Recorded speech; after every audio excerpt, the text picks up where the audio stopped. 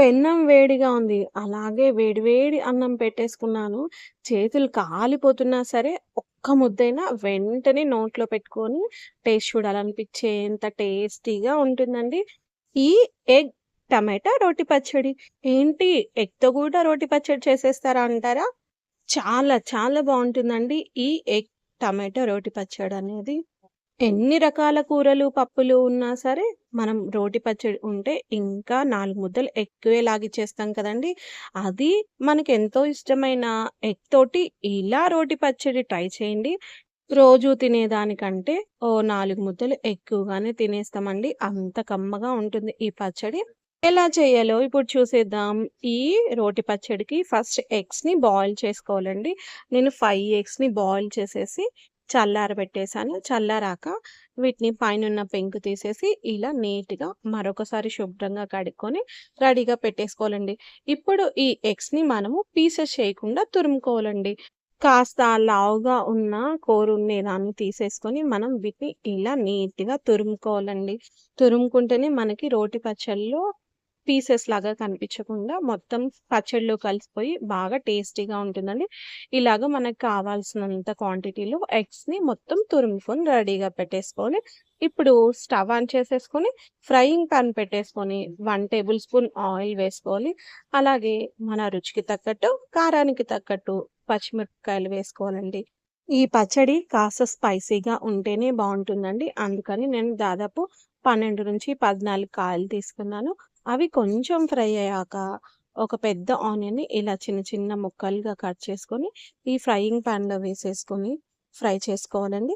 ఇవి ఫ్రై అయ్యేటప్పుడు వేసామా, వేయలేదా అన్నట్టు కొంచెం పసుపు, అలాగే 3, 4 రెబ్బల వెల్లుల్లిపాయలను వేసేసి, ఈ ఆయిల్‌లో ఇవి బాగా ఫ్రై అయ్యేలాగా కలుపుతూ ఫ్రై చేసుకోవాలండి. ఉల్లిపాయలనేటివి ఇక్కడ చూసినట్టు ఇలా ఫ్రై అయ్యాక అంటే 50-60% ఫ్రై అయ్యాక 3-4 టమాటాలని బాగా పండిన టమాటాలను తీసుకొని, ఇలా చిన్న చిన్న ముక్కలుగా కట్ చేసుకొని, ఇప్పుడు ఈ ఫ్రైయింగ్ పాన్‌లో వేసేసి అంతా కలిసేలాగా కలిపేసి, మనము పులుపుకు తగ్గట్టు కాస్త కొంచెం 3, 4 చింతపండు రెబ్బలు కూడా ఇప్పుడు ఈ స్టేజ్‌లో వేసేయాలండి. బాగా కలిపేసి పైన మూత పెట్టేసి టమాటా అనేది బాగా సాఫ్ట్‌గా వీలైనంత సాఫ్ట్‌గా అయ్యేలాగా మనము మూత పెట్టేసి మగ్గించుకోవాలి. చూడండి మూత తీసి చూపిస్తున్నాను. బాగా మగ్గిపోయింది కదా! తర్వాత గుప్పెడు కొత్తిమీరని తీసుకున్నానండి.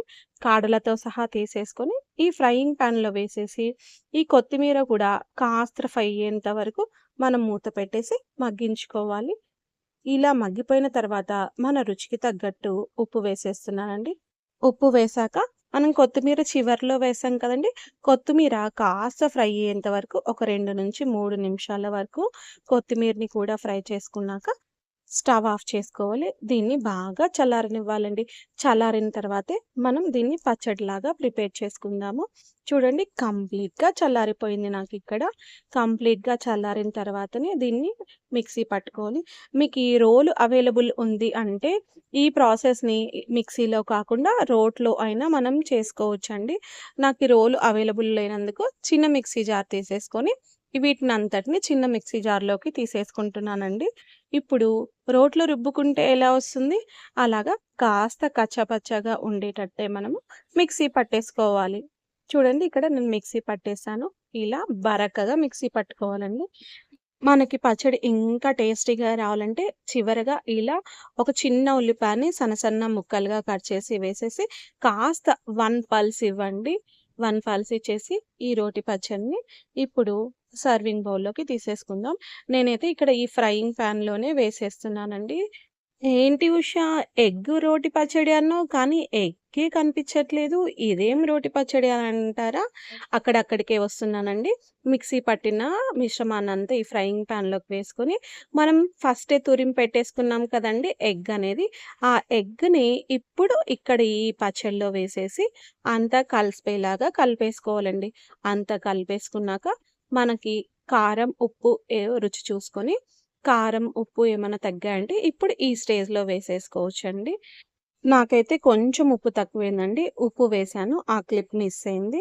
ఉప్పు, కారాలన్నీ సమపాలల్లో పడ్డాయి అంటే యమ్మీ యమ్మీ టమాటో ఎగ్ రోటి పచ్చడి ప్రిపేర్ అయిందండి. దీన్ని ఇప్పుడు సర్వింగ్ బౌల్‌లోకి తీసేసుకుంటున్నాను.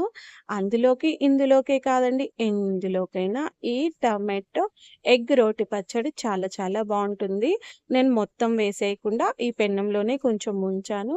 వేడి వేడి అన్నం పెట్టేసుకొని, కొంచెం నెయ్యి వేసేసి, చెయ్యి కాలుతున్నా సరే నాకి టేస్ట్ చేయాలనిపిస్తుంది. అంటే అంత యమ్మీ టెక్స్చర్ ఉందండి. ఎప్పుడెప్పుడు టేస్ట్ చేద్దామా అన్నంతలాగా మనకి యమ్మీగా ఉంది. అంతా కలిపేసేసి ఒక ముద్ద నోట్లో పెట్టుకున్నామంటే, అబ్బా! ఎన్ని రోజులు ఈ రెసిపీ ట్రై చేయలేదా అనిపిస్తుందండి. అంత టెంప్టింగ్‌గా ఉంది. చూడండి, నేను మొత్తం గిన్నెని ఖాళీ చేసేసాను.